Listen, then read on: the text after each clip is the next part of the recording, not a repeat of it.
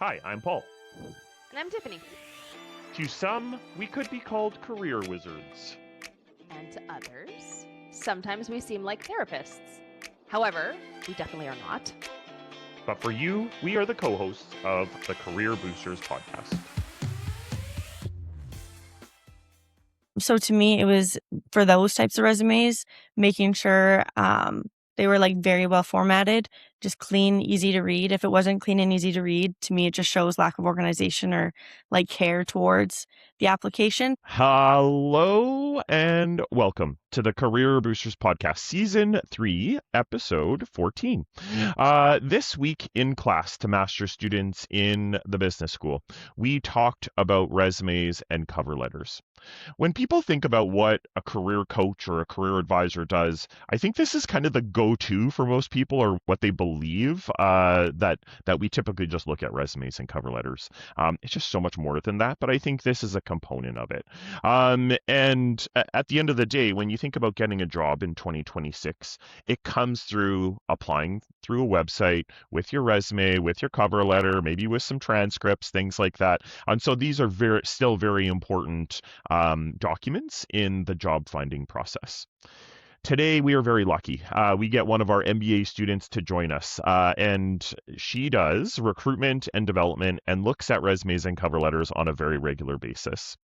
Sydney Fournier, thank you so much for joining us. She is that student, and we can't wait to dive into what kind of trends she's seeing in 2026, specifically with resumes and cover letters, and get her ideas of what's kind of happening. And I think that's really cool.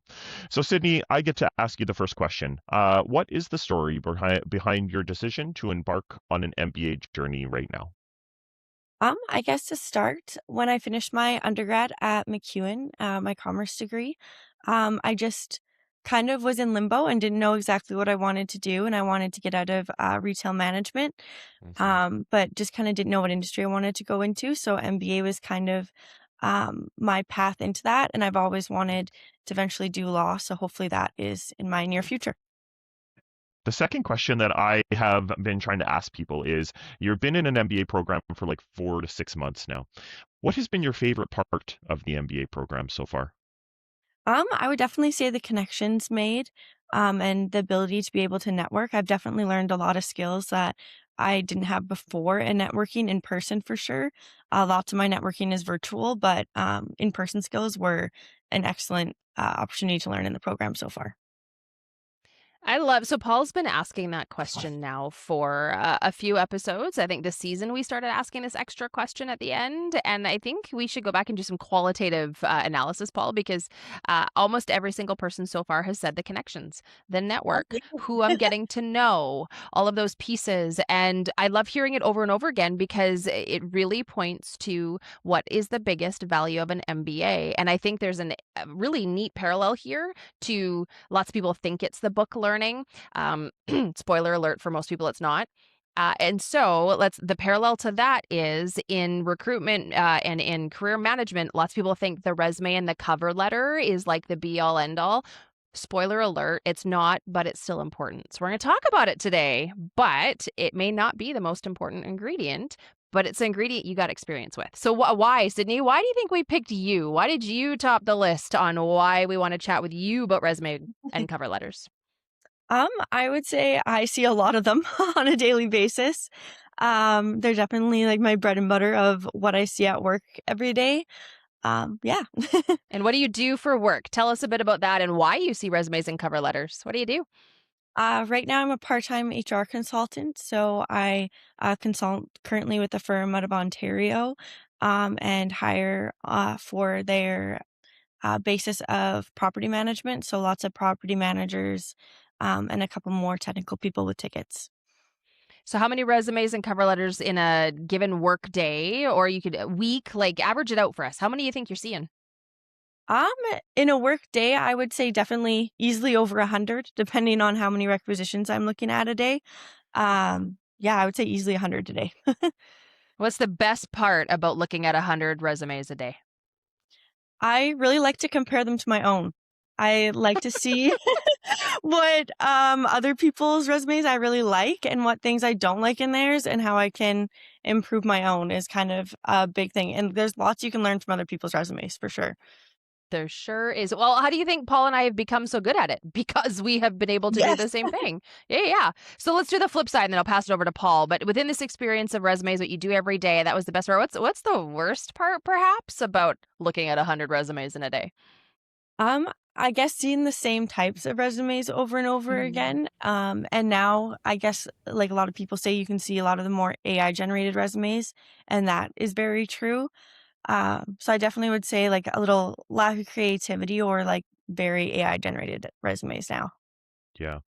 Sydney, I'd love to hear from you. Like, what was this was not on our list of questions that we try to send, but I think it's interesting to hear, like, how did you learn how to look at resumes? Like, did you get a lot of training, like, or was it just here's a few requisitions, try and find somebody for these things? Like, what was training like for you when you're realizing what being a recruiter and looking at all these resumes was like? I started with my hiring manager pretty much giving me a couple requisitions and I would Yeah. say a handful of resumes and Mm, saying pick the best ones and tell me why. yeah. And so I'd have to give her my top three, kind of like actually what we did in class, Hmm. and give Yeah. her like a written answer of why I thought these are the people that I would choose for it. And then we kind of Yeah. broke down their resume and she compared like qualitative and quantitative quantities that she'd want to see on a resume and what she Yeah. wouldn't want to see. And we kind of went from there. That's really cool. I think there's no better way than just like getting right into the throw yourself into the fire when it comes to resumes and cover letters because they're so different and so Oh, unique, right? yes. What are some of the best practices that you follow when you're recruiting? Um, Definitely making sure when you like looking at your job post, making sure those resumes hit key details, kind of Yeah, like how I guess AI is starting to sift through resumes. You kind of want to make sure yeah, people have those key details. Like we noticed in class, some people don't have like the right company name. So yeah, those kind of key details that would kind yeah. of throw people out later in like the realm of um stage level of going through the cycle of recruitment. Like to me, maybe that wouldn't throw someone out right away, but towards the end for sure.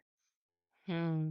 I want to go back and make a little bit of a parallel comparison because I love the question Paul just asked you about how did you even learn to do this, and that you did in fact get some learning from someone.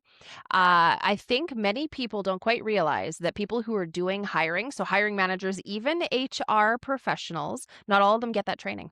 So hiring managers who have a day job, something totally different than HR, but they need to hire someone and have to hire them. Not everybody gets that training, and you never quite know if the person on the end is like a Sydney who has gotten some best practices and some guidance along the way, or is a hiring manager who's like, I've never hired before, but I suddenly got to pick somebody out of this pile. So I think it's an interesting experience.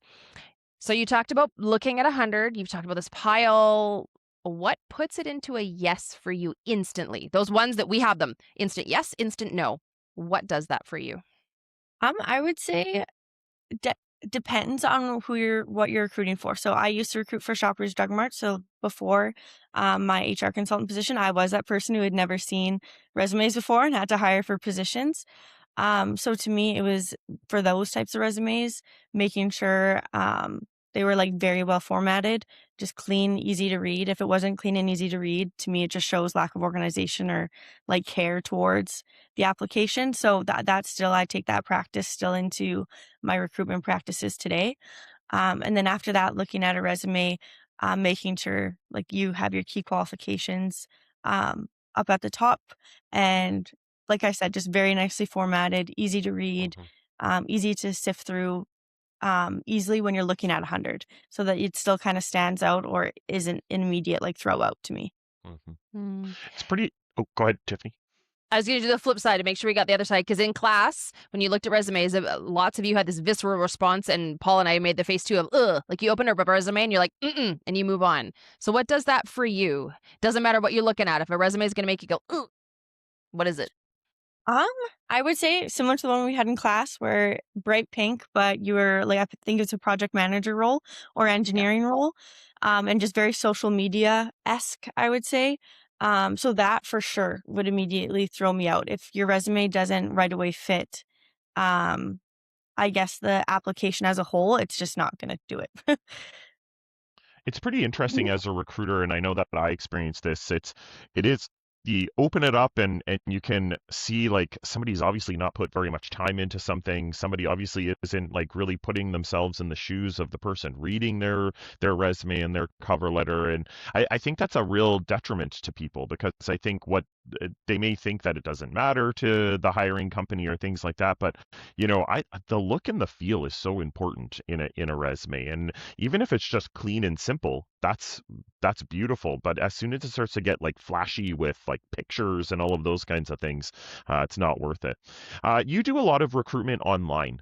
What is that like? What is you log in for a day, you have your computer, you're looking at all of these resumes. What is that like for you? I do quite like it. I don't mind the online or remote version of it. It is quite nice because you do get to meet people kind of from all over. Like my company is in Ontario currently, so it's kind of nice to connect with people kind of across Canada.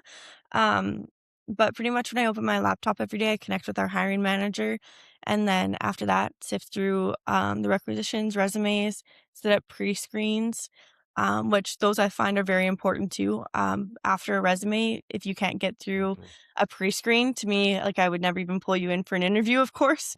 So yeah, doing pre-screens and then after that, setting up interviews for hiring managers for people that I Yeah. pre-screened that I think would qualify for the role.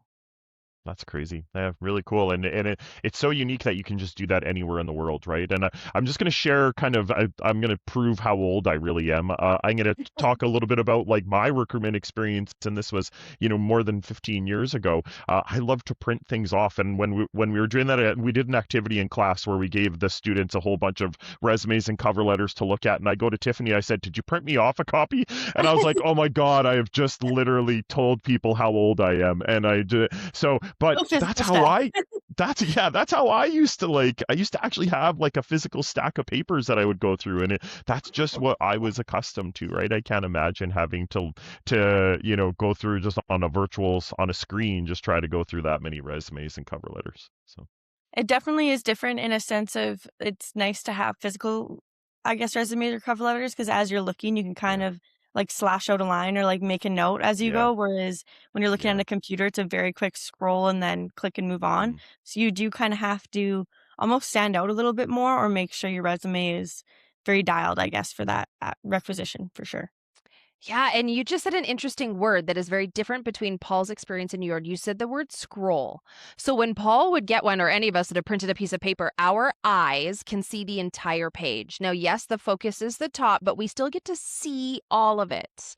When we open it up on a computer, we are now looking at half the resume. And so you've now got half the space to make someone want to scroll, which is again different than what the whole experience of printing it off and still getting a bird's eye view of the one page, which that in of itself is different. Hmm. Absolutely. You pointed out earlier, though, you already brought in AI as something that is frustrating you, and it's actually an interesting topic I've been working with in senior leaders in the last few days, and there's just tension.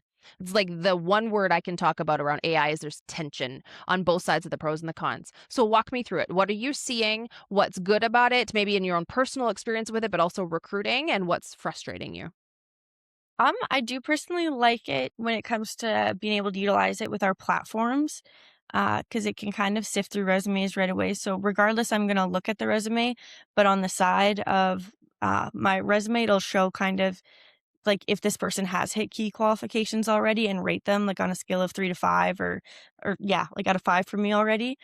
So I find that quite handy because if you have someone that has like a 0 out of 5 resume, you can kind of almost guarantee you're going to look at that resume maybe last in the pile. So it can kind of help you, I guess, out of that 100 resumes, gauge which ones you want to look at first. So I do quite like it for that. Um, but then when it comes to people generating cover letters, resumes, you can definitely tell when things are AI generated in a sense. And I don't mean in like the like nuances of words, but like we kind of mentioned in class before, if you just pop it into ChatGPT or something, it's going to give a very similar cover letter to very many people and it's kind of going to talk the same. So I would say personality in resumes is now quite important. So like even Paul mentioned too, like Times New Roman is very outdated. It's nice to look at something different than that. And that just kind of to me shows that you took a little bit extra time and effort into your resume and hopefully it's not I think Comic Sans, like someone mentioned in class, but something a little bit better than that. I want to highlight this extra bias that we are now getting. We are biased. We're humans. We're biased. Like just full stop. We're biased. But you just talked about an interesting bias that ATS applicant tracking systems that are now extra AI enabled are giving us as humans. Because you talked about it. If I see somebody as a 4 or a 5 out of 5, I already like them. I have already seen something tell me that this is likely a good candidate. And if this one's a 0 out of 5, I've already seen something tell me this person isn't. And it's helpful. It is useful. It's also an interesting extra layer that as a candidate, we have to understand that people are now using when they look at our resume. Did a computer already tell the human that they're going to like it or not? Which I think is just interesting. It just is. It's interesting.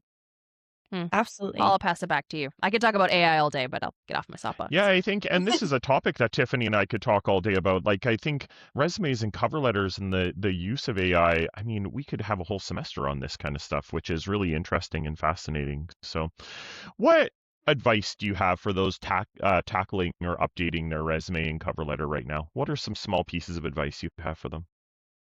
I would say definitely like Tiffany mentioned, think of that we're seeing half your resume right away. So it's like a microscoped view of your resume, like you're under like the looking glass kind of the first part of it. So again, like make sure your formatting looks really nice. Like some form of personality to it. So like whether that be your font or yeah, just making sure it has a very nice layout that's formatted, like easy for the eyes. I would say that for sure. And then we talked about in class about qualifications. I did like someone mentioned making sure you don't seem overqualified for a role, which I know is a lot of people's concerns in the job market right now, or as an MBA student coming out of the program, maybe trying to get an entry level job and then obviously like working up the ranks. I would say it's obviously good to have your qualifications on your resume, but like we mentioned before, like the GPA or like certain classes you've taken before, not necessarily needing to be put in a resume, but once you get to a pre-screen, definitely mention like any case competitions you did or things like that. That would be a very big pull in after that first like review of the resume. Is there anything that you've done recently to your resume, knowing that we're now just talking about a little bit more? Like you say, you get to see them all day, so you get to cherry pick some out of some really good stuff. What's some recent stuff you've done to yours? I would say underneath when you have your like occupation, sorry, and your past experience, some people do like little bullet points of like kind of what they did in their job and what skills that they learned from it. I have changed that from instead of like what I did on a daily basis, exactly skills that would translate to the role that I'm applying to. Because I feel like lots of people just say like, oh, I filed papers or I did customer service and which that's very self-explanatory. Like most people can read a title and understand what you did. So it's nice to see like the thought going into the transferable jobs. And even and I'm not talking like a paragraph, but just one or two bullet points of Yeah. this is where I think this would transfer well. It kind of Mhm. makes a recruiter right away like clue into your resume that oh they Yeah. took the time and effort and they see themselves in this position already. Yeah. It's I mean, again, it's something we could talk about forever. It's like, what are the skills you have now that can help you do the job in the future? And if you make the recruiter's job easier, they're gonna like you more. That's just literally like it's pretty Yes. simple. I'm gonna ask you one final question, then I'll let Tiffany get to the lightning round. I made a very I would call it audacious statement that I believe that in the next number of years, I don't know if we even have resumes and cover letters. I think something's gonna replace it. I don't know what. It could be LinkedIn. It could be we're all embedded with chips or something. I'm just joking. I don't know if that's going to be the case. But what do you think? What is the longevity of resumes and cover letters? I definitely see them as some form of an outdated system for sure, especially with Yeah, the prominence of LinkedIn nowadays. I feel like yeah, most industries, you do have to have a LinkedIn presence just with social media marketing and everything. Most people want you to be like out there on that side of things. So I could definitely see LinkedIn being utilized. Lots of job applications now, when you're applying, they right away ask you to link your LinkedIn. And I do find candidates who do it, it does help you stand out quite a bit. And I do notice lots of more application portfolios that are using AI. It's more of the instead of submit your resume, autofill your resume. So they want you to put in just specific things that they're looking for. And then if you don't have that, it kind of knocks you out right away. I've noticed that with a few platforms, which that I don't necessarily know if I agree with. I think you should always be able to submit your resume. But those like autofill things are definitely okay. But yeah, it'll definitely be interesting in the future to see. Hmm. The world is changing. Like understatement of the year. Recruitment is changing, and I would like to offer that this is what Paul, the third time we are talking about resumes and cover letters on the podcast, and even how we talk about them is changing. It's changing how we talk about them in class. No longer are we walking students through this section, these bullets, this formula, do this exactly like this, because there's so much information out there, and things are changing, and so even at that. This podcast didn't tell you how to build a resume and a cover letter. That's giving you some broader tips and tricks and things to think about. So, yeah, I'm curious to see where it's going to. But this podcast is going to a lightning round. You ready? Yes. Let's do it. 3 quick questions, 3 gut answers. What about your career story has given you the biggest boost? I would say going from just a regular like beauty expert or like cashier at Shoppers Drug Mart to a manager and then to the MBA program. I just feel like I've made organic steps in my career, and I would say I'm definitely most proud of the connections I made uh, within that company as I started at 15 and I'm now 25 and I still work there part time in my MBA Cool. program. So Very cool. yeah. What do you wish you'd learned sooner? I would say people management skills. I would say that is the Mm, biggest, even if you're not in a leadership role, I think being able to be like a good person in the workplace is so key. And I think that's going to be more key than your resume nowadays too. There's on mm, another point, lots of like virtual, now they're having you submit like videos in or those sort of things instead of resumes. So I do think that's very important too, being able to be like a good workplace employee. hmm And service is always the last question. It's something that's really important to us. So we love to end off with what does service look like for you? Serving others, serving self in the next week. Serving others, I always say, like, the golden rule is to just make someone else's life a little bit better that day, so I don't think it needs to be a Mm, grandiose thing, but just, like, even a smile to a stranger or something, I think that goes a long way, and you don't see it as often anymore, and then serving mm, myself is, always just being in tune with myself and knowing, like, where I can go and where my strengths and weaknesses are, and always mm. reevaluating. Cool. Paul, you're up. What do you got? Yeah, I love reevaluating. That's what a great way to put it. Sydney, you come from a world of like service in the general public, right? Customer service in the general public is always fascinating to me. That's how I started my career. What's one takeaway that you have learned maybe about dealing with people or something like that when it comes to dealing with the general public? I would say that most of the time, it's not that serious, and, Hmm. like, lots of people's outbursts or expressions are just kind of like a expression of something that's going on internally, so you can never really take it personally, and it's very easy to kind of disengage yourself from the situation and just kinda take it as it is and hope to, like, make that person's individual moment a little bit better. Because I think that is always kind of the key in most of my sales, I would say, like, everyone just has, like, a problem during that day that they're just trying to get through, and honestly, they just wanna talk about it at the end of the day. So if you can kind of make them happy enough to kinda get past that, it kinda helps at the end of the day for sure. And what an extrapolation to just a great way to live life. That works in the customer service realm for sure, but how to just be a good human, right? How can we detach ourselves, perhaps regulate, assume that it's not us, assume that that person maybe just needs a little bit more listening time. Yeah, what a fabulous way to be a great human. And it's a fabulous way that I feel you show up. If we think about how we experience Sydney within class and interactions with you, that is the type of human that I experience you to be. And no wonder you're effective in those environments and have stuck around in those environments. And so to have you with that lens evaluating others, to be someone who is helping find great humans out of metaphorical now or digital stacks of resumes, no longer are they the actual stacks that Paul had to sift through, but you are a good human looking for other good humans. And thank you for sharing a little bit of that wisdom with us on how you do it, because we have classrooms full of great humans that are trying to understand how to get a job in life. Thank you for being you, for doing what you do, and for sharing it with us. Well, thank you. Thank you for having me. And I appreciate you guys sharing all your wisdom with me as well. You're more than welcome. All right. I get to be the lone key takeaways from our episode today. Tiffany, she is in the midst of moderating and working with business leaders across Edmonton and specifically at the University of Alberta, and she has a simulation to get back to. And having a coach there is a really wonderful thing and a really wonderful opportunity for them. So I'm going to have two key takeaways. My first key takeaway, and I'm going to say it's all in the details.